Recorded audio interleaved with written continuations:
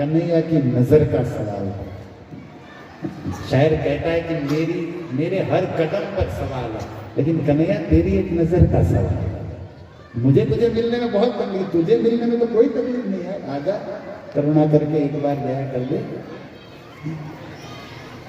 भीष्म महासुख समुद्र में रोम रोम गोता लगा रहा है।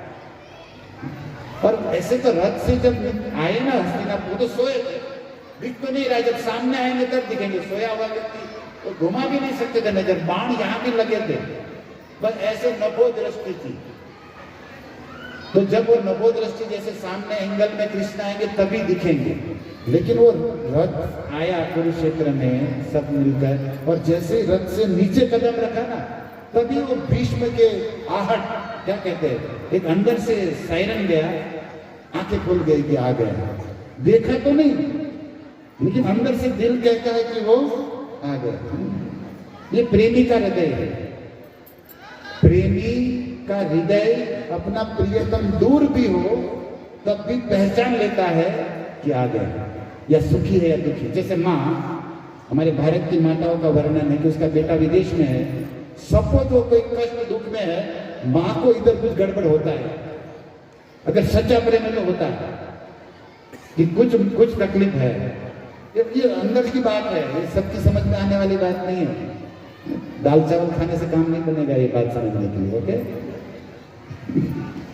इसके लिए कुछ करना पड़ता है इस बातों को समझने के लिए। ये सूक्ष्म बात है। सही प्रेम हो तो अंदर से एक आवाज आती है, वो पहचान लेता है। राम जी के विषय में भजन में इसी बात को लिखा गया है ना, तेरी आहट से है वाकिफ, नहीं दीदार की चिंता। बड़ा प्यारा पद है, सजा दो घर को गुलशन सा, मेरे घर राम आए, लगे कुटिया भी दुल्हन सी, मेरे घर शाम आए। आज भीष्म को याद कर रहे हैं तो समझ गए कि आ गया।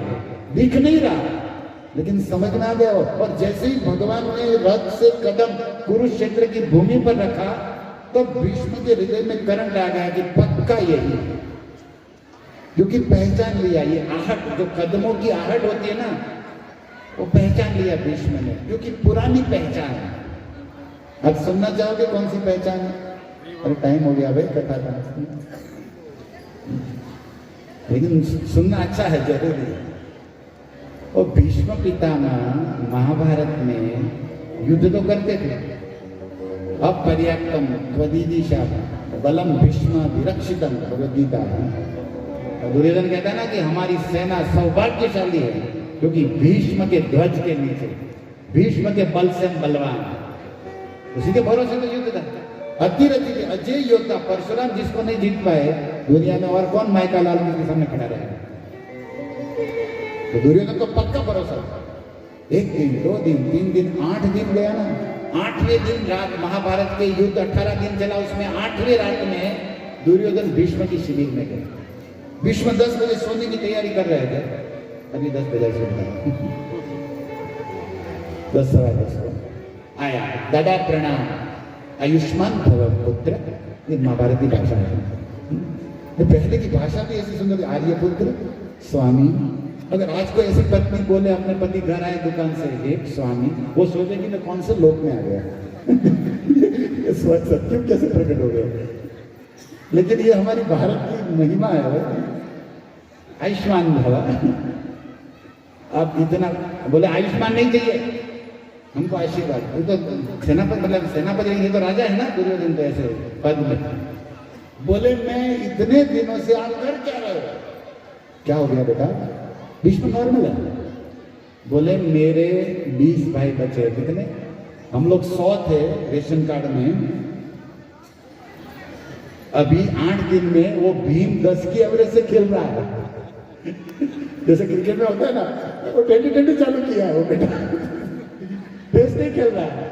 तो भीष्म भीम पहले ही दिन, महाभारत के पहले ही दिन सुबह युद्ध चालू हुआ, शाम को शंख फूका युद्ध समाप्ति का, तो 10 धृतराष्ट्र के 10 बेटों को मार दिया। और दूसरे दिन दूसरे दिन रोज 10 के एवरेज।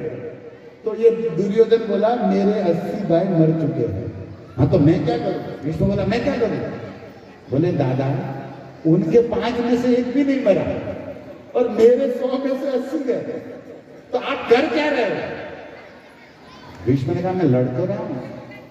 दुर्योधन ने कहा चीटिंग मत करो हमसे, आप अगर चाहो तो मैं जानता हूं कि ये 5 पांडव की क्या औकात आपके सामने, लेकिन दादा आप दिल से नहीं लड़ रहे।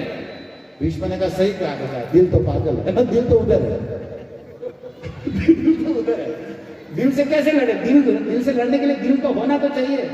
ये शरीर तेरा ऋणी है, शरीर बंधा है, शरीर लड़ रहा है, दिल तो मेरे कन्हैया के पास है जो उधर है। करो तो भी क्या करूं? मतलब भीष्म की अपनी मर्जी है। भीष्म ने कहा नहीं नहीं ऐसा नहीं, मैं लड़ तो देख तो रहे ना मैं लड़ रहा हूं। बोले नहीं नहीं, अगर आप लड़ो तो मुझे विश्वास है कि पांडव जी नहीं सकते, आपके सामने टिक नहीं सकते। हाँ तो मैं क्या करूं? आप मुझे विजयी भव का आशीर्वाद दो, मैं कर लूंगा जो करना है। बोले वो आशीर्वाद मैं किसी को नहीं दूंगा, दूंगा तो होलसेल में दूंगा सबको, क्योंकि मेरे सब एक है 500 अगर दूंगा तो दादा सबको भाग बंटवारा देगा, और नहीं देगा तो आयुष्मान आगे मतलब जिंदा रहो बेटा। तो फिर आप लड़ो या मुझे विजय सिखा, क्योंकि भीष्म का आशीर्वाद भी कभी फैल जाने वाला नहीं है। वो आजकल के हमारे जैसे दादा दादा नहीं है, वो असील दादा है, वो बोलता वो होता, उसकी माँ गंगा है। तो दुर्योधन को बोला वो नहीं हो सकता, लेकिन मैं लड़ूंगा। लेकिन हाँ तेरी पत्नी को आशीर्वाद दे सकता। क्या? बोले तेरी पत्नी को कल सुबह मंगला आरती में भेजना, एकादशी है ना, उसको सुबह सुबह भेजो, उसको मैं आशीर्वाद दूंगा। कौन सा आशीर्वाद? सौभाग्यवती भव। तो अल्टीमेटली आशीर्वाद किसका हो गया? तू जिंदा रहेगा तभी तो वो सौभाग्यवती होगी। तो उसको भेजो, उसको मैं आशीर्वाद दूंगा।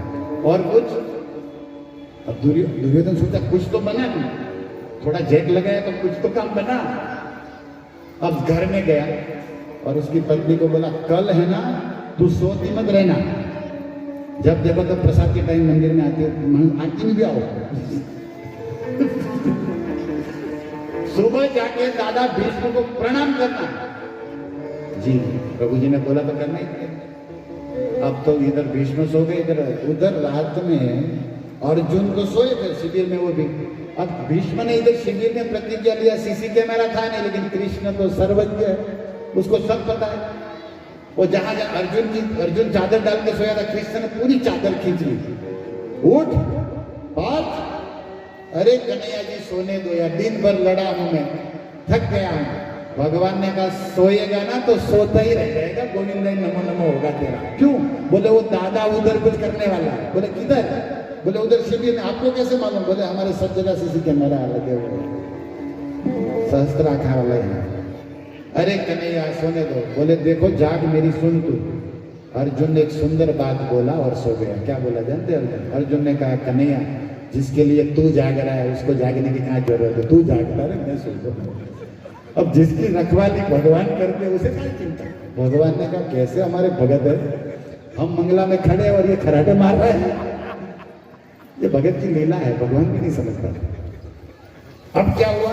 द्रौपदी की शिविर में गए। द्रौपदी तो क्या है, अपना सोने से पहले माता कुछ श्रृंगार उतार देती जो एक्स्ट्रा होता है। तो द्रौपदी थोड़ा श्रृंगार उतारी, कृष्ण ने मजाक में दिया द्रौपदी क्या सारा श्रृंगार उतारी दो, ऐसे कल तुमको उतारना ही है। क्या बोल रहे हो? नहीं मैं तो ये कह रहा हूं कि उधर भीष्म को जैसी बातें बोली जो हमारे सैटेलाइट में आई है, नेटवर्क में, तो अब तुमको कल तो अर्जुन कुछ तो एक आध भाई तो नहीं रहेगा, तो ऐसे भी तुझे श्रृंगार। कृष्ण क्या बोल रहे हो आप? बोले सच कह रहे, वहां ऐसा कुछ होने वाला है, आशीर्वाद जाने वाला है उधर सौभाग्यवती का। लेकिन द्रौपदी तू चाहे तो इधर आ सकता है क्या? बोले उसके पहले हम पहुंचते हैं। वो 3:30 बजे जगह, हम आज सोएंगे ही नहीं, जागरण। क्या करेंगे? माता जी ने जागरण, जय शेरावाली जागरण। और रात में 3 बजे भगवान द्रौपदी को लेकर गए। दादा भीष्म 3 बजे जाग जाते रोज, स्नान करके ध्यान में बैठे थे। अब वो भानुमति बेचारी श्रृंगार करने में लग गई। आरती जाए, श्रृंगार छोड़ देना चाहिए थोड़ा, ओके। और कृष्ण लेकर के बोले जूते भी निकालो, कंगन भी ऊपर चढ़ा दिया, हल्के से जाओ और घूंघट डाल के बैठ जाओ। और दादा जैसे ही गायत्री करके आंख खोलेगा देखेगा, घूंघट नहीं उठाना। और भीष्म ने जैसे ही देखा, सौभाग्यवती भव, और द्रौपदी ने घूंघट निकाला। तू कैसे? मैं तो भानुमति को बोला था।